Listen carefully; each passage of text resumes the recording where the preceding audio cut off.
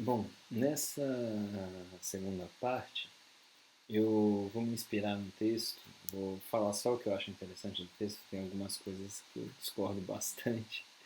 É, Como o próprio Winnicott começa falando, ele não é um especialista em política, né? Mas ele resolveu falar sobre democracia. É um texto chamado Algumas Considerações sobre o Significado da Palavra Democracia. Esse texto aparece em dois livros que eu tenho do Winnicott, o que eu estou usando está neste livro aqui. A família e o desenvolvimento individual. Tá? Então vamos lá, eu vou pegar só o que é interessante para a gente, espero não me demorar muito também.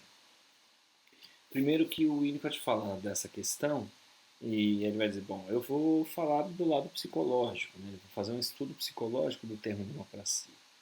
E aí ele diz, talvez a grande contribuição do psicólogo, ele não tinha problema em falar que era psicólogo, apesar de ser médico e ser psicanalista. Né? Para ele, a psicanálise é uma psicologia, tal como para Freud. Né? Mas diz ele aí que é uma questão do inconsciente, né? Um significado latente.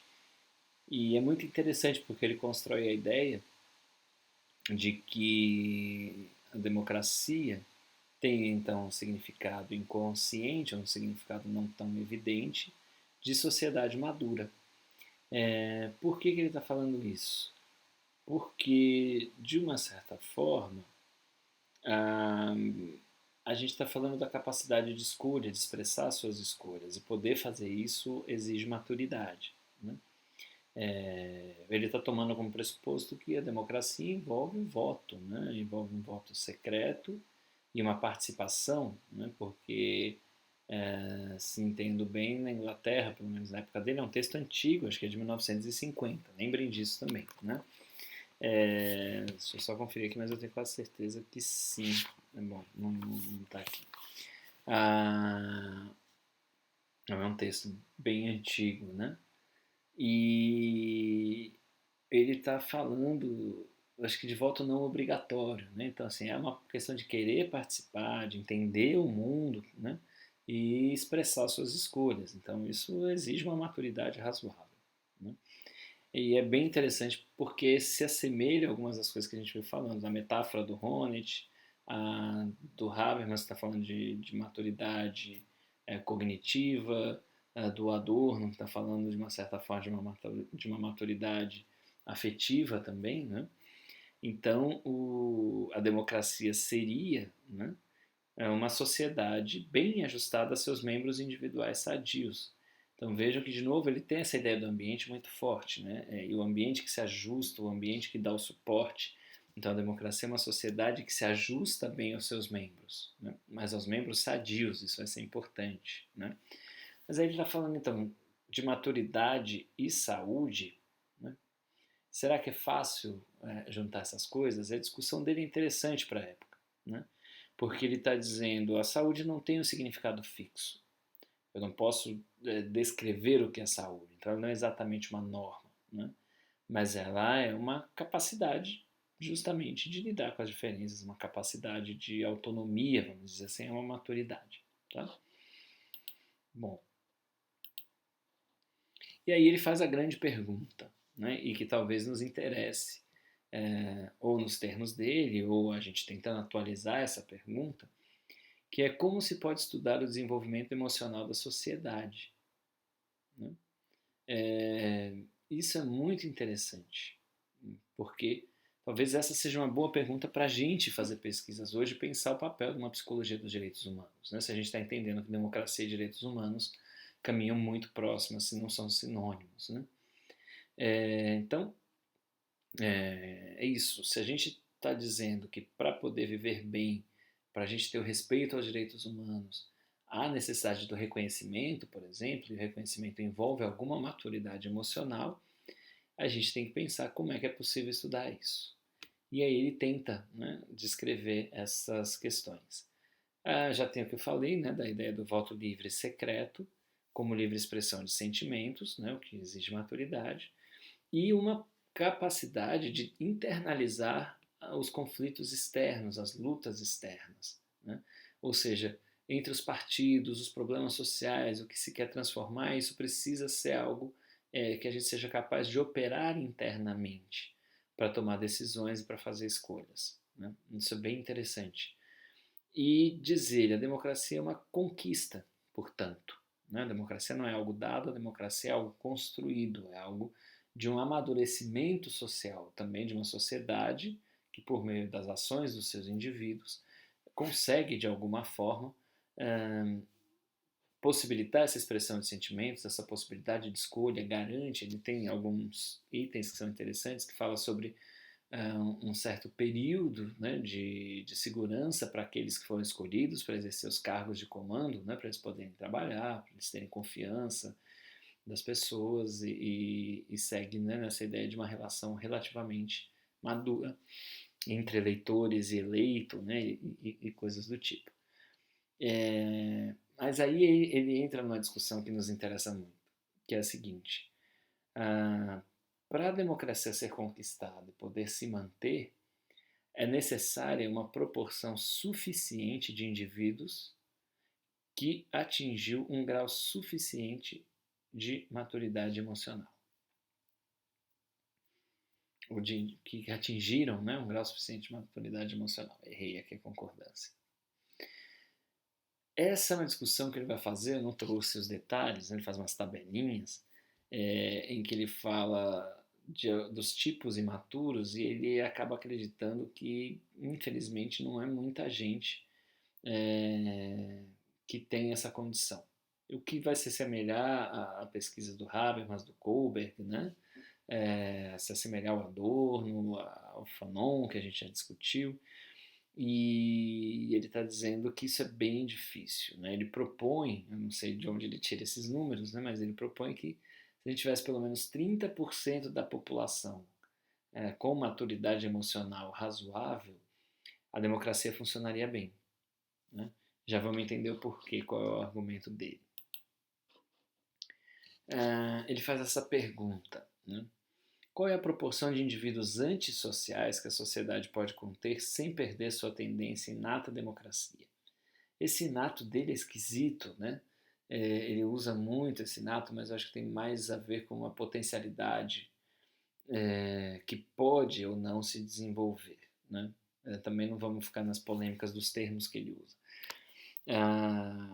O que nos interessa é o seguinte: dado que a gente tem muitos indivíduos antissociais ou pouco preocupados com as questões sociais, né, qual é a proporção que a gente teria para que a democracia pudesse sobreviver ou possa sobreviver? Né? E aí isso é interessante, né, porque ele está dizendo a gente tem que estar atento ao desenvolvimento emocional. Né? E ele dá um exemplo que para ele foi importante, como eu já falei, que são os efeitos da guerra. Né?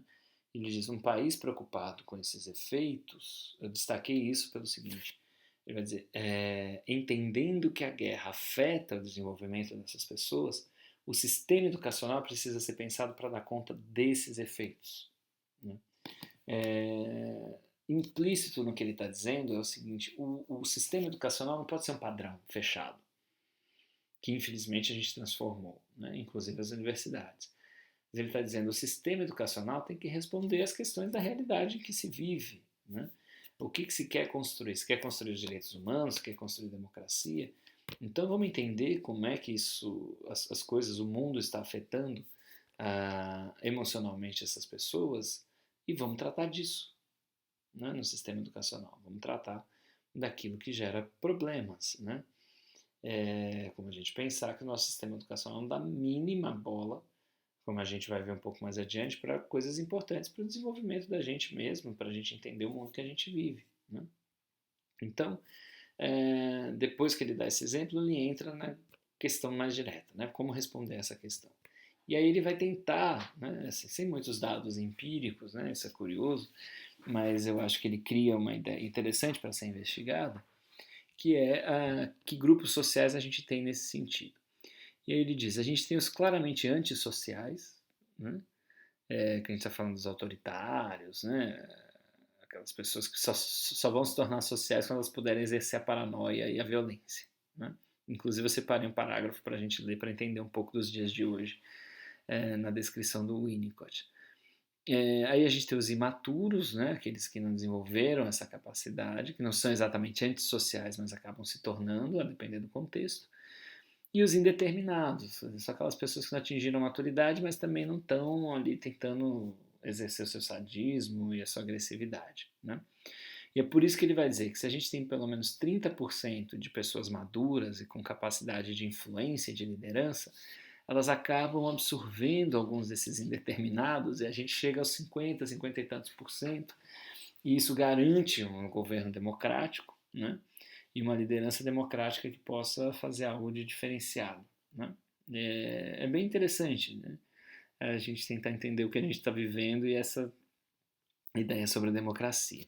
E aí vem essas minhas anotações ótimas de ler o último parágrafo da página 232, mas eu vou ler porque eu achei muito interessante o que ele chama de antissociais ocultos, né? E tem muito a ver com as nossas redes sociais, nossas famílias, né? As pessoas próximas. Então ele diz assim: os antissociais ocultos têm tendência a exercer um tipo de liderança sociologicamente imatura. Além disso, esse elemento numa sociedade aumenta enormemente o perigo que pode advir de seus membros francamente antissociais, tanto mais que as pessoas comuns permitem com tanta facilidade que esses indivíduos ansiosos por liderar cheguem a posições de destaque. Uma vez elevados a essa condição, tais líderes imaturos imediatamente reúnem à sua volta os antissociais manifestos, que passam a reverenciá-los, aos líderes imaturos e anti-individuais, como seus senhores naturais. Né? Isso é uma pseudo-solução para a cisão da personalidade. Então, as pessoas cindidas em sua personalidade passam a adorar os líderes imaturos. Né? Isso nos faz refletir muito sobre nossa vida atual. Pois bem, né, o que ele vai dizer? Uma das formas da gente entender essa tendência antidemocrática, né, está nas instituições sociais. Olha que legal ele falar isso em 1950. Né? Ele vai dizer: as prisões e os hospitais psiquiátricos são expressões dessa tendência antidemocrática e são instituições de reprodução da tendência antidemocrática.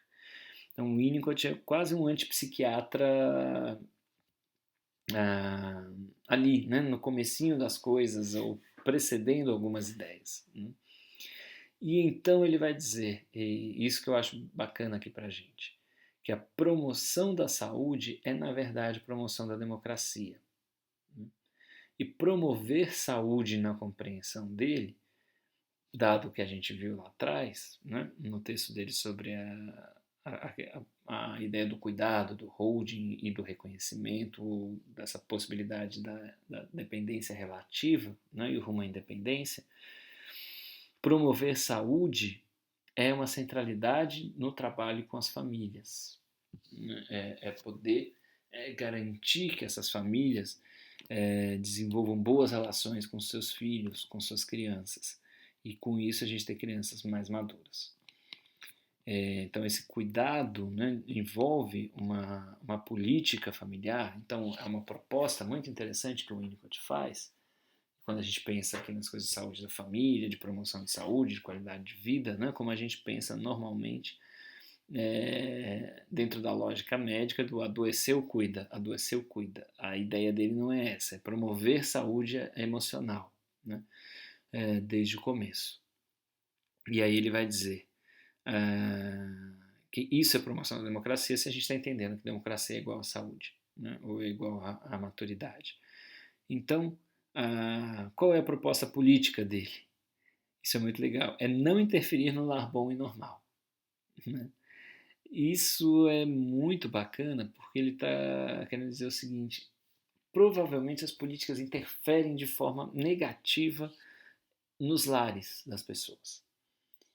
Ele não está falando isso, agora eu já estou extrapolando, mas a gente pode pensar nas políticas de trabalho, né, nas próprias políticas de saúde, nas políticas educacionais. Nada disso dá conta da gente pensar o desenvolvimento infantil. Né? E esse seria mais um bom motivo para a psicologia estar na educação básica. Né? Para a gente fazer licenciatura, ser professor de psicologia, estar conversando com as pessoas sobre o que realmente importa nas nossas relações e no que nos patologiza e todas essas questões, né? E aí ele diz que existem mais lares bons e normais do que a gente imagina, né? Na verdade, em geral, ele vai defender, ele é quase russoniano, não sei se vocês têm ideias, mas o Rousseau escreve um livro, um romance sobre a educação de uma criança, que ele diz que quanto mais a gente interfere, pior. A civilização vai estragando as pessoas. O Winnicott tem uma afirmação similar. Diz, em geral, as mães, a não ser que elas tenham alguma questão muito grave, elas sabem o que fazer com o bebê. Se a gente interfere muito, a gente atrapalha. Se ela estuda muito, se ela fica pensando muito, atrapalha. Elas mais ou menos sabem o que fazer para ter um bebê saudável.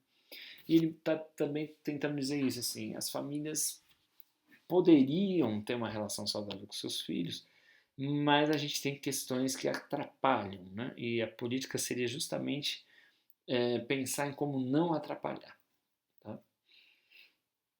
Claro que ele está vivendo num país diferente, numa época diferente, né? A gente pode questionar várias dessas questões, mas acho que a ideia geral é interessante.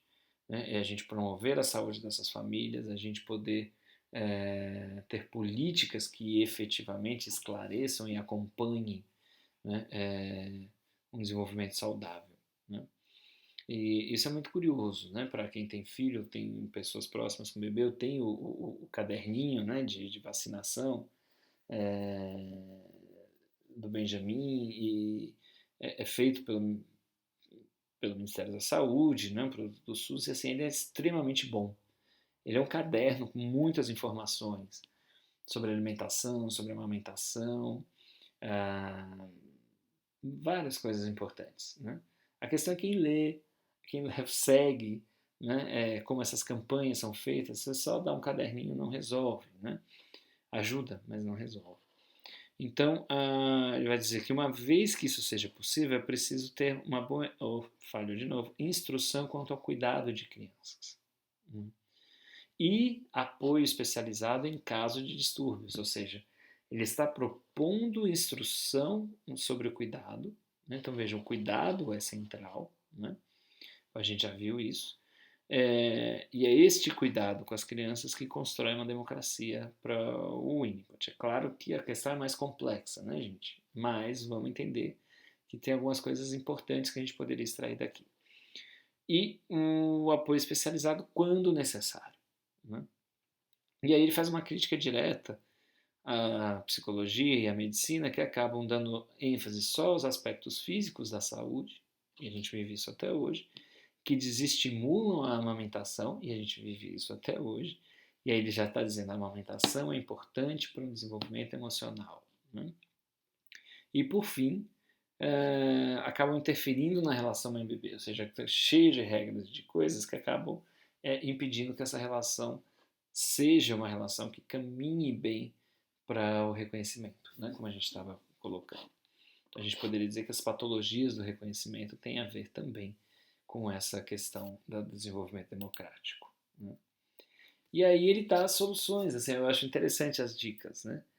O que seria o apoio à tendência democrática? Para ele, a gente tem uma tendência democrática, né, que seria esse próprio amadurecimento humano, e a democracia é um regime que é essa conquista de seres humanos maduros. Né? Então, vocês vão ver que é negativo, né, assim, é não fazer algumas coisas, o que é sinal de que a gente tem feito também, né? Que é promover a não interferência na relação mãe-bebê. A gente pode pensar em muita coisa aqui, mas vocês veem, licença maternidade curta, né? Em países mais desenvolvidos, a gente tem um período longo de licença maternidade. Em alguns lugares, essa licença maternidade caminha junto com a licença paternidade. Às vezes eles dizem assim, vocês têm 2 anos a serem divididos entre ambos, né? Mãe e pai. Então pode ser que o pai tire 3 meses e a mãe fique com 1 ano e 9 meses, ou ambos tiram 1 ano, né?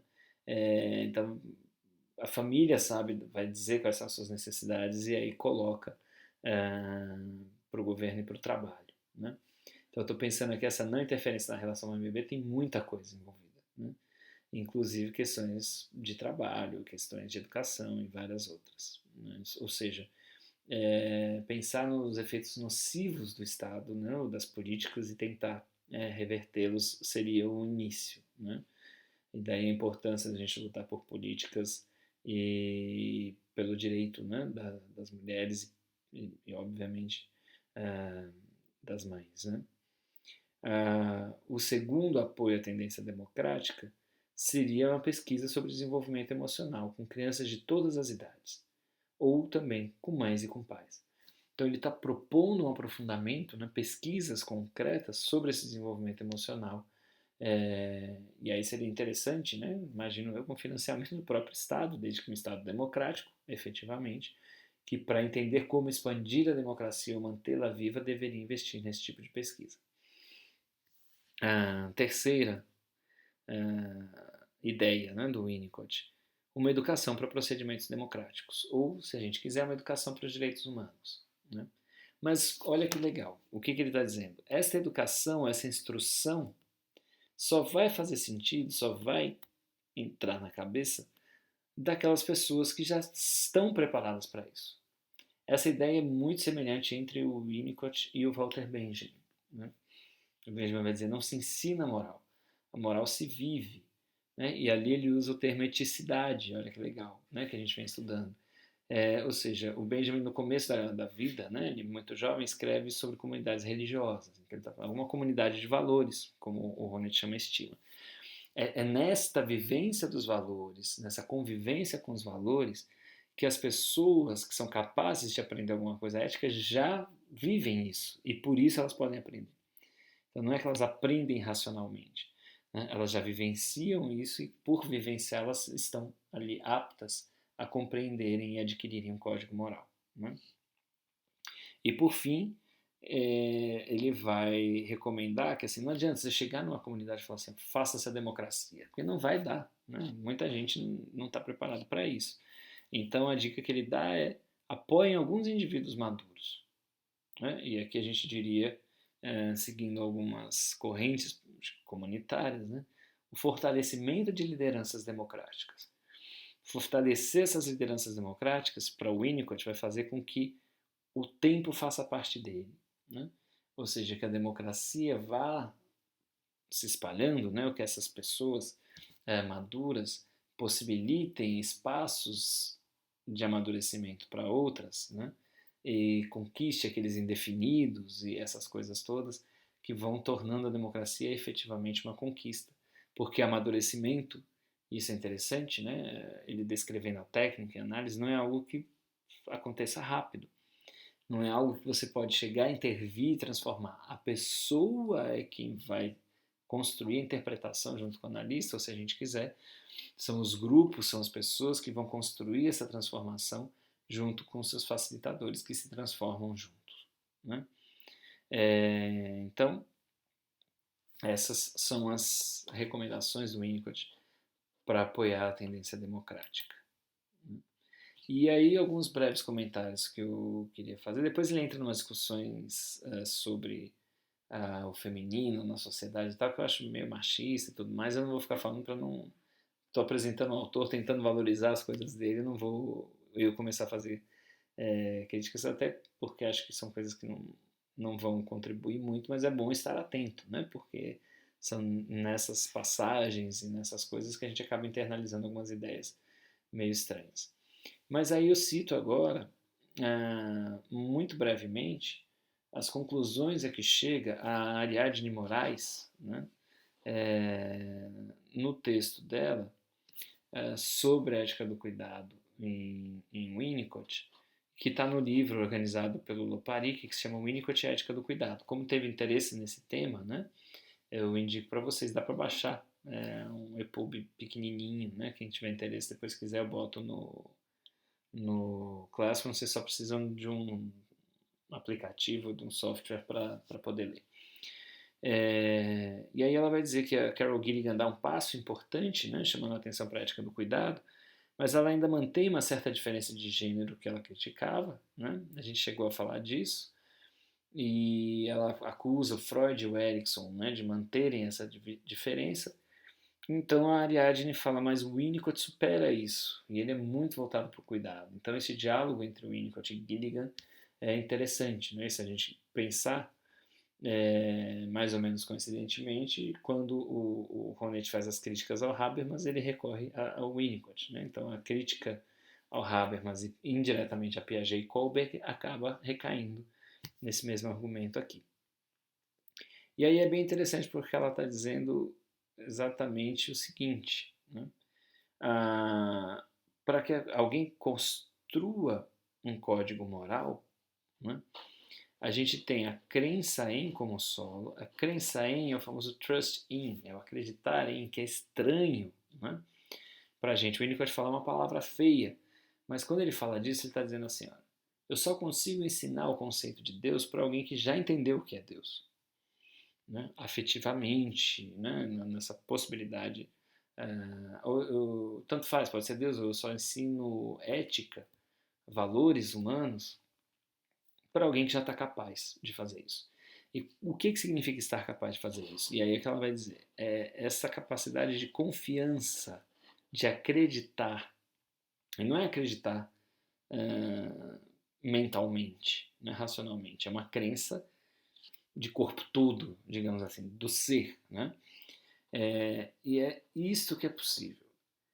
Ou seja, sem isso não vai acontecer o que a gente está chamando de reconhecimento, então não vão acontecer outras coisas. Então essa possibilidade de fazer as pessoas acreditarem é o básico, né? É o solo. E o alicerce é o que ela chama de concernimento, ou capacidade de se preocupar. Tá?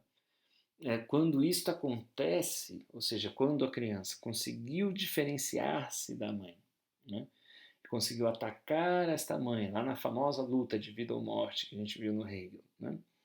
E quando ela consegue fazer isso, mas para além disso, né, ela, enfim, se preocupa com o que ela fez com a mãe, ou ela parte da agressividade e da culpa inicial para uma capacidade de reparação, né, ou de tentar reparar o mal que ela fez, a destruição que ela cometeu, que é o que a gente está falando dessa empatia, dessa possibilidade da criança que foi cuidada, aprender a cuidar, né?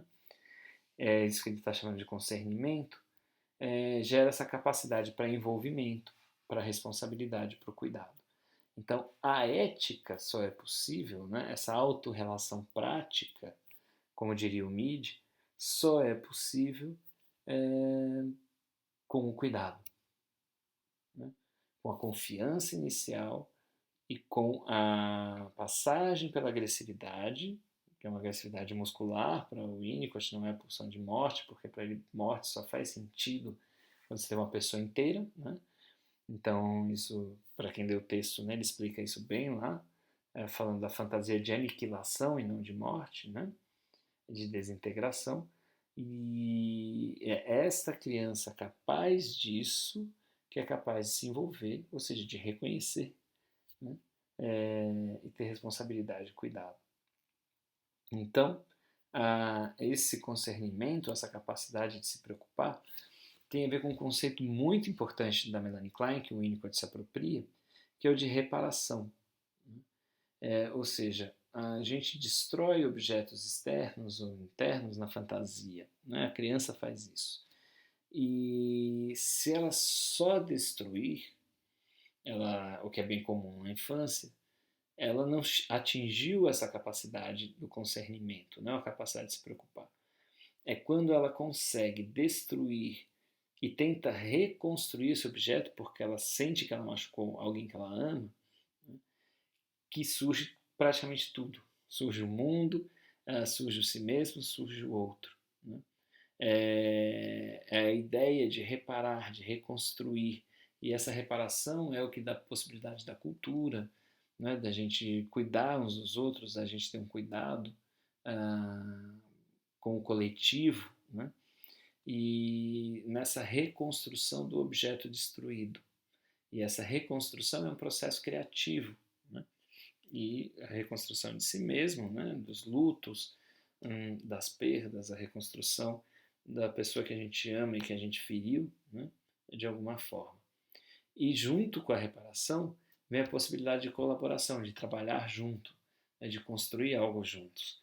Então, a gente poderia dizer que afetivamente a gente tem a comunicação também precedendo o trabalho e a colaboração, né, que já vai ser tardio, e por isso o Honneth, enquanto um bom Habermasiano, acha em Winnicott uma teoria perfeita para comprovar algumas de suas teses, e o que é legal porque o Winnicott não estava nem um pouco preocupado com essas questões. Né? E enfim, por fofoca, né, momento cultural, eu separei um trecho que eu tinha prometido, né, falando do quanto essa importância desse cuidado, né, da construção da democracia depende, né, dos direitos humanos, depende da nossa atuação nas instituições.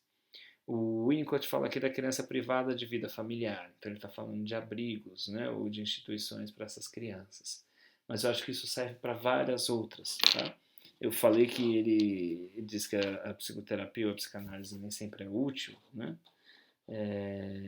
Porque ela é inacessível. Isso está no livro antigo, livro dele. Aqui eu vou até aumentar para mostrar para vocês, que é para provar que esse troço está aqui. Né?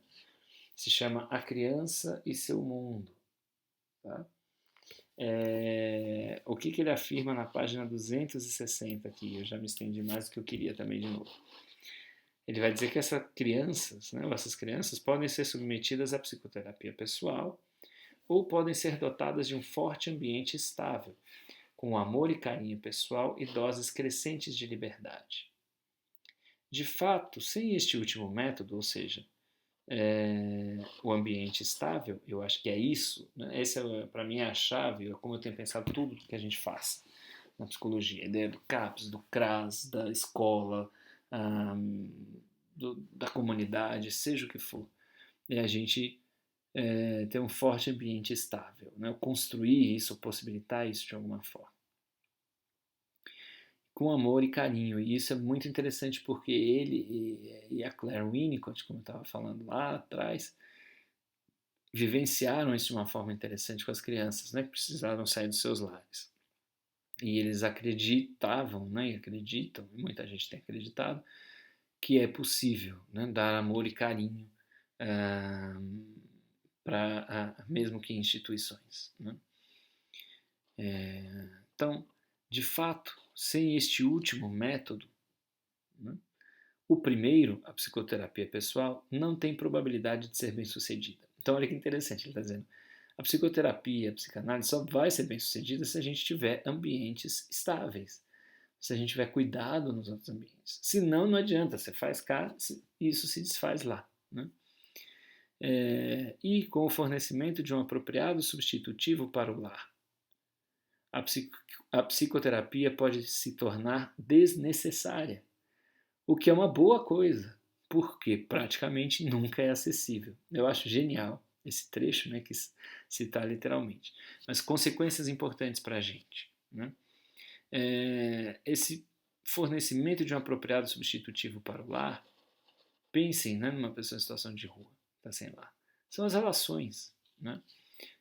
Esse substitutivo para o lar pode ser para o estudante de uma residência, pode ser para o estudante que simplesmente não está no lar naquele momento, pode ser para diversos grupos sociais que vivem situações de sofrimento. Né? E o que ele diz é: isso é mais importante do que psicoterapia, porque a psicoterapia não funciona sem isso. Né? E a psicoterapia se tornar desnecessária quando isso acontece é bom, porque ela é inacessível, né? Porque ela é cara. E a gente está falando aqui de possibilidades de políticas públicas e de instituições de cuidado e de promoção de saúde e, portanto, de promoção da democracia. Então, acho que isso resume, de uma certa forma, a nossa ideia geral de que a psicologia não só toma os direitos humanos como um norte ético, como ela é extremamente necessária para que os direitos humanos sobrevivam e cresçam e se universalizem dentro do que a gente está propondo aqui. Então, chega por agora, e aí eu gravo o terceiro sobre educação.